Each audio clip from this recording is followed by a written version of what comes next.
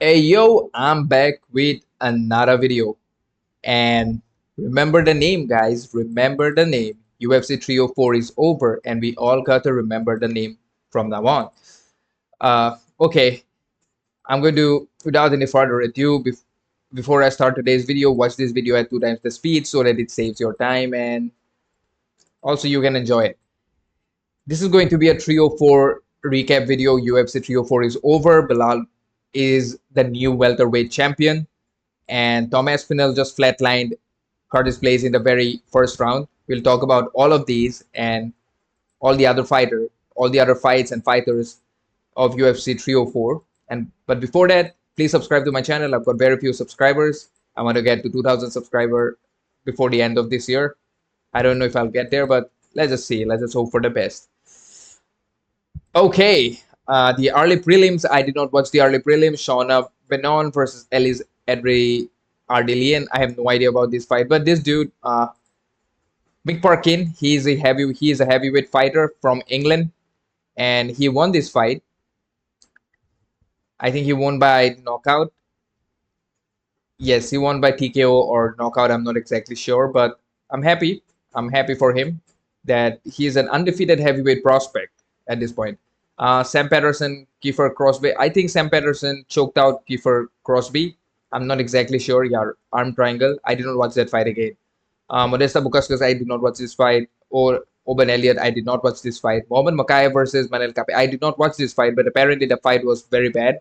And Mohamed Makayev is probably cut from UFC due to his, I don't know why, but I think he ran out of his contract. Like his contract with UFC is over. So I'm not sure what the UFC is going to do with him next.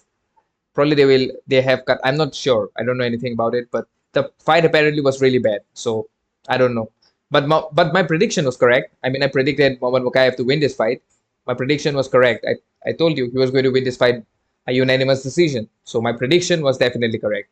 Jake Hadley versus Colin Logren. I probably predicted him to win, but Jake Hadley won that fight. I don't know if I did predict. Nathaniel Wood won, and again, now, okay, all of this didn't matter. Now let's start from the actual main card, the fights that I actually made predictions. Arnold Allen versus Giga Chikadze, my man Giga Chikadze from Georgia. This is Giga's loss after I think his last fight was against Alex Caceres. He won that fight. After that, he had a groin injury, groin tear. Then he came back, and today, or rather tonight, last night, he fought against Arnold Allen, and he had a good performance in my opinion. His performance was actually good. He did better than what I expected. I would say he performed accordingly. He performed the way I expected him to be. But Arnold Allen, on the other hand, initially in the first round, he was not doing that. He was not doing very good because he got a knee to the face by Giga Chikadze, and that was not exactly very good. And I was hoping that Arnold Allen would utilize his wrestling a bit more because I thought he was going to lose that fight on decision, if not by knockout, because he was getting tagged. Giga Chikadze was landing really, really good high kicks. He was landing those on Arnold Allen's arms, but still, he could have broken his arms. But nevertheless, Arnold Allen found the dog in him, and he eventually won the fight. He eventually started breaking down Giga Chikadze, and by the end of round three, he did hurt Giga Chikadze real bad. He did not hurt him bad enough to take him out, but he did hurt him. He hurt him bad enough that he won the decision. He won the unanimous decision. In the post-fight interview, he mentioned something about wrestling. But I don't understand one thing about these fighters like Arnold Allen and many of the other fighters like Jamal Hill when he fought against Alex Pereira. Why do these fighters think that they can perform better striking against a striker whose primary style of fighting is striking? For example, Jamal Hill saying that he can beat Alex Pereira by knockout. That's not going to happen. You should just shoot for a takedown the moment you get an opportunity to. The same thing goes with Yuri Prochazka. He should have just gone for a takedown. Weird, man. I never understood the game plan of certain fighters. I don't know. Maybe they're just filled with ego that they will strike with a striker and grapple with a grappler. I don't know what. Whatever, man. Whatever, man. Congratulations to Arnold Allen and Giga Chikadze. I mean, he lost his Lost this fight, but he did look good. I don't know what the UFC decides to do with him. But overall, entertaining fight, good fight. Gregory Rodriguez versus Christian Duncan. I predicted Christian. I know I predicted Robocop to win this fight. This was a really bloody fight. Christian Leroy Duncan, he definitely had his moment in the fight. He had some moments, but Gregory Rodriguez, he just had really good takedown. And I mean, you got to like CLD, he definitely had some good takedown defense. His defense was really good, but Gregory Rodriguez, that is Robocop, just found a way to win. He won this fight by sheer, I don't know, just by sheer pressure, by utilizing his grappling, and also he was bleeding from his face. And I don't know, man. I don't know what you do with Robocop next. I don't know who he fights next, but I'm interested. But I'm interested in watching him fight because he bleeds every time he fights. Interesting character, nonetheless. My man, my man, my man. At one point of time, this man was really hated last year. He was a really hated individual in UFC. But after this fight, I think he has gotten his fans back. He has gotten many of his fans back on his side. That is Paddy the Baddy, Paddy the Fatty, Paddy Pimplet. He finished Bobby Green, King Green in the very first round with a triangle. He choked out Bobby King Green unconscious. I think he became the first person to choke out Bobby Green in UFC.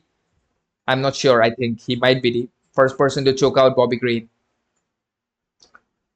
Uh, Now, Paddy Pimblett is going to be ranked number 15 in the UFC lightweight division, which I think is interesting. And in the post-fight interview, he has called out Renato Mani Moicano. I cannot, the level of disrespect, brother, the level of disrespect. Uh, I'm definitely interested in watching that Paddy Pimblett versus Renato Moicano fight. And I actually like it that Paddy called out Renato Moicano because Renato Moicano is a dangerous opponent. And they both have really good grappling. I don't know who has better jiu-jitsu. I do not know who has better grappling, but that will definitely be an entertaining fight. And Renato Moicano will make a lot of money out of that. Both of them are fan favorites. I don't know how fan favorite Paddy is, but Paddy definitely has a great fan following in UK. And Renato Moicano, the MMA community, the MMA meme community, the entire YouTube community, we like him at Renato Moicano. We like him because of his persona, his personality, whatever you want to say, but he is doing good. And for Bobby Green, I don't know, man. Retire, man. Dude, you're like 37 years old. He has had like 50 fights in his entire career. How many fights has he had? 32, 10, 52, 53 plus 32, 10, 42, 47, 48. I think he has had 48 fights in his career. I think he should fight two more times to make it 50 fights, and then he should just retire. Again, who am I to tell him to retire? But his performance was bad. He had no idea. He had no business in being there. He was trying to talk shit in the middle of the fight. He was trying to play mind games with Paddy Pimblett or whatnot. I don't know, whatever he was trying to do, it did not work out in his favor and he got choked out and he got choked out bad. Congrats to Paddy. He recently became a father and a good win. And I'm looking forward to watch that Paddy versus Renato Moicano fight. Co-main event. What more to say about Tom Aspinall? John Jones, you got to fight Tom Aspinall next.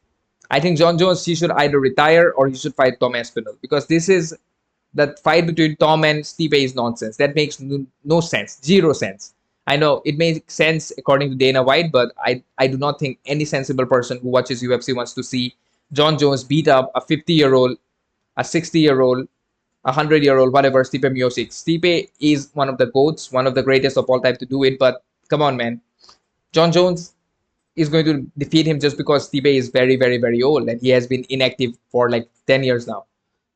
I just exaggerated that a little bit. But Tom Aspinall versus Curtis Blaydes. I say Tom Aspinall was going to win this fight by second round TKO, but he won this in the very first round. 1 minute. All it took was 1 minute for Tom Aspinall to defeat Curtis Blaydes. I think he probably took one shot to his face. I don't know if he took a clean hit, but he did take one or two shots to his face. Then he ended up knocking him out with a jab and then following up with a right hand. And when it went to the ground, a couple of shots, couple of good headshots, couple of good, uh, I would say, ground and pound shots. Hammer, no, I don't think he landed any hammer faces. Apparently, I saw it somewhere. Someone counted. He landed, I believe, 10 or 12 unanswered shots on Curtis Blaydes when he was on the ground. So a lot of people are saying, you know what, this is a early stoppage by the referee. I do not think it was an early stoppage. I think it was a right stoppage because imagine 250, 260 pound, 6 feet 5 individual, a trained fighter raining bombs on your head. I think this was a good decision, and Curtis was not defending himself, and he did not really protest against the win.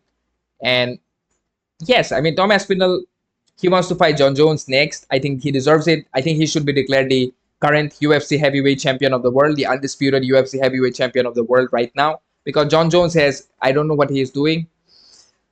He might be the greatest, but he is the greatest at light heavyweight. In heavyweight, he defeated Cyril Gane, who has no wrestling, who has zero wrestling, zero grappling. So, yes, I mean, big props to Tom Aspinall. I was impressed by his performance. Everybody in the arena was happy. And yes, I don't know what to do with him next because Data is saying he will fight against the winner of John Jones versus Stipe Miocic. I don't know. Maybe John will retire after his fight against Stipe, and Stipe, if he wins, he'll definitely retire after the John Jones fight. He's already really, really old, and he hasn't fought in like 100 years. And yes, phenomenal performance by Tom Aspinall. Just finished Curtis Blaydes in round one, who is arguably one of the most dangerous heavyweight fighters in UFC. Curtis Blaydes has good wrestling. I think Tom Aspinall probably initiated a clinch. I think he initiated a takedown. I'm not exactly sure who out of these two initiated, but they definitely got close to the fence. They got to the fence, and then Tom probably broke loose, and then and finally knocked out Curtis Blaydes. It was really quick though. You got to respect Tom Aspinall. Never went out of the first round. Like haven't gone out of the first round for most of his UFC fights, most of his fights in his career. Now, the main event, a shocker. A lot of people were actually shocked. I am not exactly that shocked. I kind of thought that this might happen, but I did pick Leon Edwards to win this fight by a split decision. But Belal won this by a split decision. And to be honest, I'm kind of happy for Belal that he won the fight. A lot of people, they hate him for whatever he is outside the cage. I mean, outside the cage, he might be very less entertaining. He's not entertaining. He has a lot of stuff to say about a lot of political stuff, a lot of non-political stuff. I don't want to talk about it because I'm not American. I don't have a say in it. I'm not even from the other countries that are involved in certain conflicts. But whatever. But apart from that, his performance. If we talk about just his performance against Leon Edwards tonight, or rather last night at UFC 304, he was perfect. He fought a perfect fight. He fought a phenomenal fight. He should have gone for the finish, but hey, Belal does not go for the finish. That is what the meme is all about. Belal by a split decision, Belal by a unanimous decision. That is the reason the meme works, and it worked. It worked. Everybody was picking against Belal, including me. I even picked Belal to lose. I picked Leon to win the first two. Leon to lose the first two rounds and then win the 3, 4, and 5. Actually, Belal won 4-1 or probably 3-2. I'm not exactly sure. But I think round two, Belal dominated really well. I think round three, I think Leon probably had some moments, but round five, Belal had his moments for the Belal dominated for the most part, and then at the end of round five, Leon just landed a really good elbow. I think a couple of elbows and split Belal's face. I mean, my question to Leon Edwards is, if you can land those elbows in the very last round, why did you not try to do it from the second and third round when you had position against Belal? It's really weird.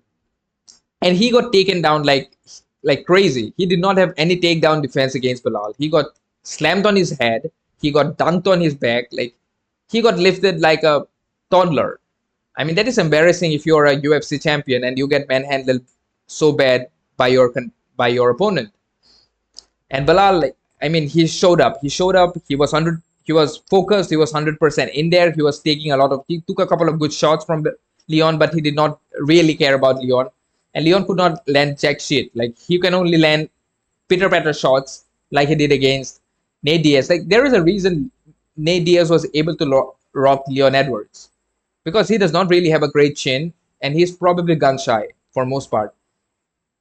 And I mean, I've got nothing but respect for Belal after this performance.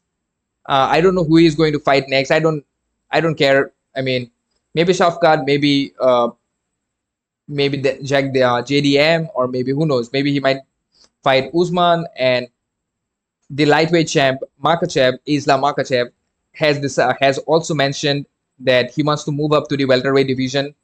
He has said that if he wants to move up to the welterweight division, I will be interested in seeing him fight against Belal, because Belal is also a wrestler and Makhachev is also a wrestler. Belal is not exactly like the caliber of wrestler. Makhachev is way, way, way ahead of him.